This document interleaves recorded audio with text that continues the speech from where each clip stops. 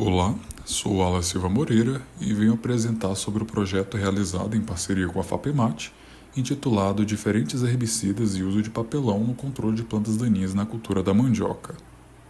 Bem, partindo do objetivo desse trabalho, que foi avaliar o controle de plantas daninhas utilizando diferentes herbicidas, a atrazina, terbutilazina e S-metolaclor, a cobertura do solo com papelão, tanto em camada única quanto camada dupla do material, além da própria capina manual na produção de mandioca. Desse modo, venho hoje nessa apresentação apresentar alguns dos resultados que foram obtidos através desse trabalho. O experimento ele foi composto por 7 tratamentos, sendo então uma testemunha sem capina, uma testemunha capinada, 2 coberturas do solo com papelão, além de 3 controles químicos, o S-metolaclor, terbutilazina e atrazina, que foram aplicados em dose única em pós-emergência da cultura. Para a variável controle das plantas daninhas, que foi avaliada aos 59 e 115 dias após o plantio das manivas, as coberturas com papelão elas se sobressaíram em ambas as épocas de avaliação, exceto sobre a capina, alcançando mais de 70% de controle das plantas infestantes na primeira avaliação e mais de 50% de controle na segunda avaliação. Quanto à fitotoxicidade das plantas de mandioca em relação aos herbicidas, todos os herbicidas eles apresentaram fitotoxicidade sobre a cultura. No entanto, o maior percentual de fitotoxicidade ele foi observado para as parcelas manejadas com atrazina, seguida pela terbutilazina e, por fim, pelo S-metolaclor.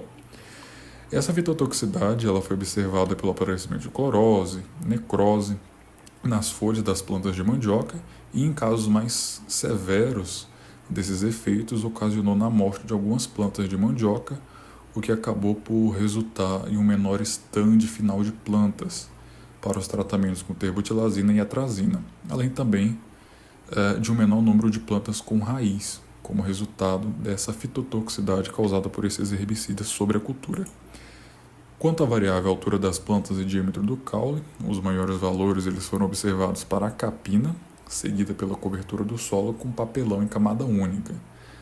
Já se tratando de produtividade, em massa fresca da parte aérea por planta, os maiores valores eles foram obtidos para a capina e cobertura com papelão, tanto em camada única quanto camada dupla do material, com uma média entre esses tratamentos de mais ou menos 678 gramas por planta.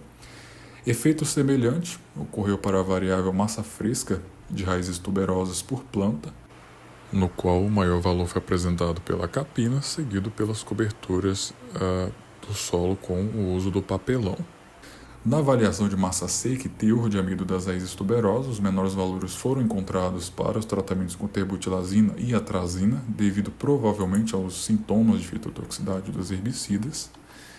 E projetando a produtividade da mandioca em toneladas por hectare, os tratamentos capina e cobertura do solo com papelão eles expressaram as maiores produtividades da parte aérea, com uma média de mais ou menos 11,3 toneladas por hectare.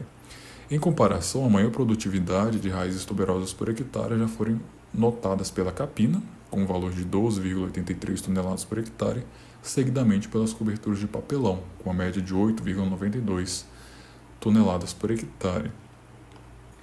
Em síntese, podemos concluir que os tratamentos capina e coberturas com papelão eles foram os melhores métodos de controle de plantas daninhas na cultura da mandioca.